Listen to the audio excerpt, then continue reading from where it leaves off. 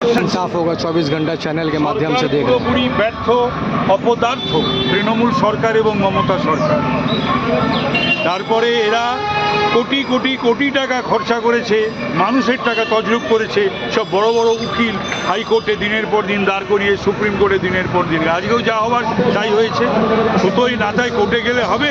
বিচার ব্যবস্থাটা কি ওই মমতার পুলিশ নাকি যে উঠতে বসতে কথা শুনবে? তো সুতরাং যা হওয়ার হয়েছে। ইলেকশন কমিশনের একটা প্লেনারি এনর্মাস পাওয়ার আছে। আসলে মমতা ব্যানার্জির কথা শুনলেই ভালো।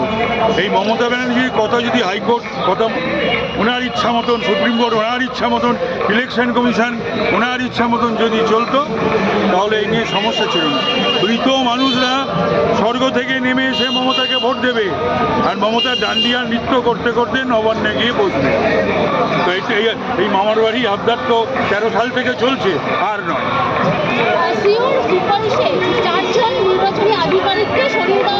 ঠিক করেছে, ঠিক করেছে। প্রয়োজন হলে আরও করা হবে। হতেই পারে নানানভাবে প্রলুব্ধ করে এই রিটায়ার হয়ে গেলে আরেকটা জায়গায় দেবো, এই করব, ভালো জায়গায় পোস্টিং দেবো, এই সমস্ত করে করে পশ্চিমবাংলার এবং কলকাতা পুলিশটাকে তো ক্রিপল্ড, পঙ্গু করে দিয়েছে।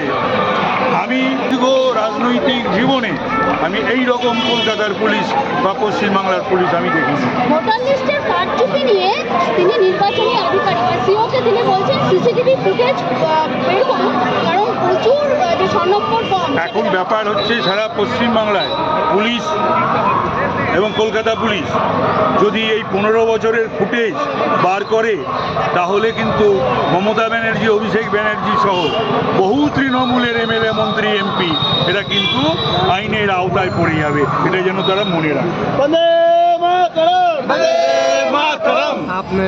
आपने देखा हमारे चैनल के माध्यम से। इसी तरह देखते जाइए और भी दूसरा वीडियो में आपसे मिलते हैं।